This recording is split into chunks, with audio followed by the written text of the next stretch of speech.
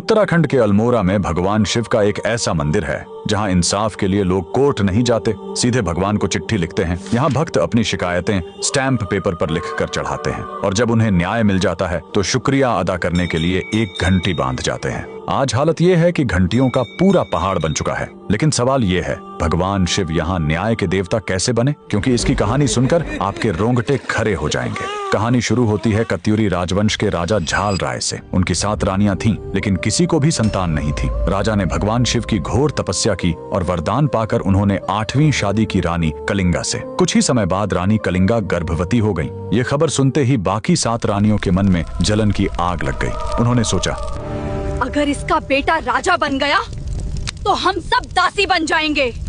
तभी उन्होंने एक खौफनाक साजिश रची। जब रानी कलिंगा ने बेटे को जन्म दिया तो उन रानियों ने छल से बच्चे को मां से दूर कर दिया, ये कहकर कि पहले कुलदेवी को दर्शन कराएंगे, और चुपके से उस नन्हे राजकुमार को एक टोकरी में रखकर बहती नदी में फेंक दिया। इतना ही नहीं, उन्होंने पालने में एक सिलबट्टा, मसाला पीसने वाला पत्थर रख दिया और राजा से झूठ बोला, महाराज अनर्थ हो गया, आपकी रानी ने इंसान को नहीं एक पत्थर को जन्म दिया है। राजा ने रानियों के बहकावे में आकर रानी कलिंगा को महल से निकालकर दासी बना दिया। लेकिन शिवजी की लीला देखिए, वो बच्चा नदी में एक मछुआरे को मिला जिसने उसे अपने बेटे की तरह पाला। जब वह बालक बड़ा हुआ तो उसे अपनी माँ के साथ हुए अन्याय का पता चला। वह बालक एक लकड़ी का घोड़ा लेकर उसी नदी किनारे पहुंचा जहाँ वो 7 रानियां थीं और घोड़े को पानी पिलाने की जिद करने लगा। रानियां जोर जोर से हंसने लगीं।